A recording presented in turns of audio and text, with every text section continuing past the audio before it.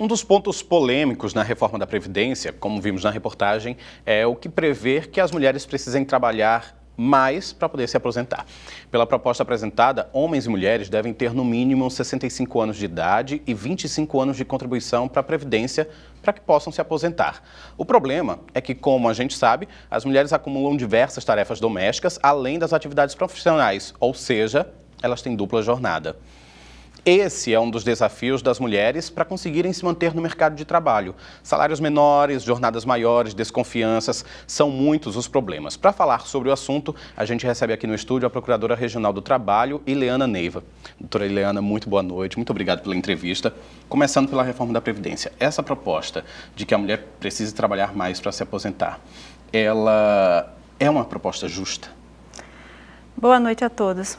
Não é uma proposta justa se nós considerarmos a realidade da mulher na sociedade brasileira e mundial ainda, em que as mulheres, além da dupla jornada de trabalho, de ter os afazeres domésticos e de cuidado com as crianças, que ainda predominantemente são de responsabilidade das mulheres, ainda não há uma divisão justa de trabalho em casa, nós devemos ver que o tipo de trabalho, de ocupação das mulheres ainda não é de gestão das empresas. Há estudos que mostram que, por exemplo, na gestão das empresas ou na vida política, a participação feminina ainda é muito pequena.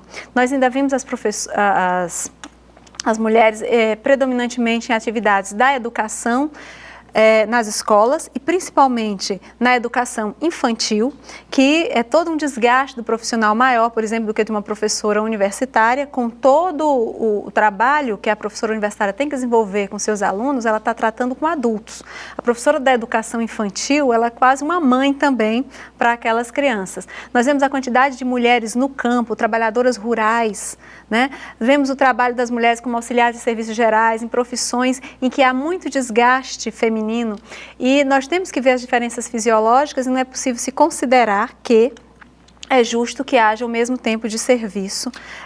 A idade, inclusive, de 65 anos é uma idade considerada bastante alta, inclusive para os trabalhadores do sexo masculino, porque esses índices de aumento de expectativa de vida, eles não são uniformes em todo o território nacional. Então, se nós observarmos a realidade da mulher nordestina e do próprio homem nordestino, nós vemos que a expectativa de vida não é essa tão alta. E isso inviabiliza a aposentadoria do homem do campo. Como foi realçado na reportagem, além do direito à aposentadoria especial do trabalhador rural ser assegurado na Constituição, nós temos que ver que também essa reforma irá impedir que, por circunstâncias fáticas, simplesmente porque as pessoas não chegarão a essa idade, elas não conseguirão se aposentar. Nós temos no Brasil também uma prevalência ainda de trabalho manual, de trabalho em atividades pesadas. Como é que você imagina que um carregador ou descarregador de peso em uma transportadora, sim, ou numa empresa que nós ainda temos realidade de empresas, como por exemplo na indústria de castanhas, que carregam 60 quilos nas costas. O tamanho do nosso saco de cimento no Brasil não é regulamentado para ser um saco de cimento menor, ainda é um saco de cimento grande. Os sacos, as sacas de farinha na indústria da panificação e nas padarias. Então o trabalhador brasileiro ele tem adoecido muito por carregar muito peso, né? Então tem problemas de coluna até mais precocemente. Então as pessoas adoecem muito no Brasil ainda, em vez de o governo tratar de uma política nacional de prevenção de saúde e segurança do trabalho, de prevenção do adoecimento, uma maior universalização do SUS e da Previdência, o que está propondo é justamente o contrário, excluindo parcela considerável da população e principalmente as mulheres. Uma outra reforma que está causando também, que também é bastante polêmica, é a reforma trabalhista. E aí a gente tratando especificamente sobre essa desigualdade no mercado de trabalho entre homens e mulheres, essa reforma, essa proposta como foi colocada, se for colocada à frente, ela deve aumentar essa desigualdade?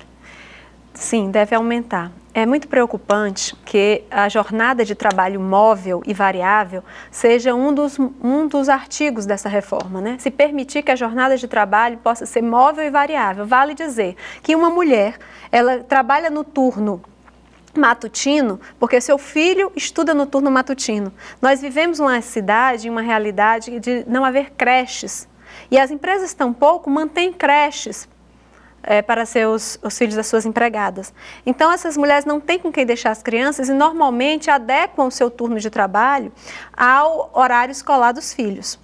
No entanto, se passar a jornada móvel, ela terá, por exemplo, de segunda a quarta-feira trabalhando no turno matutino, quinta e sexta no vespertino, ou então somente com um aviso no dia anterior o chefe diz amanhã venha a tal horário. Como é que ela vai organizar a vida familiar dela?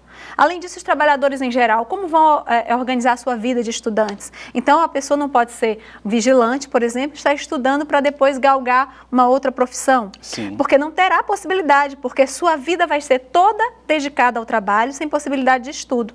E o país não estará caminhando para ter progresso intelectual, para ter uma população com maior grau de escolaridade. Pelo contrário, vai ter uma população que não vai poder ter a tal produtividade. Porque o discurso temos que mudar a legislação trabalhista para aumentar a produtividade do trabalhador brasileiro. Mas produtividade se aumenta com tecnologia, com incrementos tecnológicos e com aumento do grau de escolaridade, treinamento dos trabalhadores. Se eles estão sujeitos a uma jornada móvel, estão sujeitos à supressão do seu intervalo intra-jornada, a toda sorte de flexibilização dos direitos trabalhistas, que tempo eles têm para melhorar a escolaridade e a produtividade? E o outro argumento de que se criariam mais vagas também, vagas no mercado de trabalho? É uma questão absolutamente lógica. Se um mesmo indivíduo vai poder se ativar em jornadas de trabalho variáveis, de acordo com as conveniências da empresa, ela não vai precisar contratar 2 indivíduos para aquele trabalho? Um só vai dar conta, não é? Então não vai haver, assim, a menor possibilidade, não é, de se aumentar vagas de trabalho com essa reforma. Doutora Ileana, muito obrigado pela entrevista. O caminho é longo, né? Exatamente, muito longo. As mulheres devem lembrar esse dia 8 de março como um dia de continuar na luta por seus direitos. E é muito bonito ver que as mulheres hoje foram à frente do INSS reclamar os seus direitos e mais não foram, tenho certeza, por se tratar de um dia útil de trabalho. Feliz Dia das Mulheres, muito mais respeito às mulheres no mercado de trabalho em todas as instâncias da sociedade. Muito obrigado pela entrevista. Eu conversei com Ileana Neve, ela é Procuradora Regional do Trabalho aqui no Rio Grande do Norte. Muito obrigado.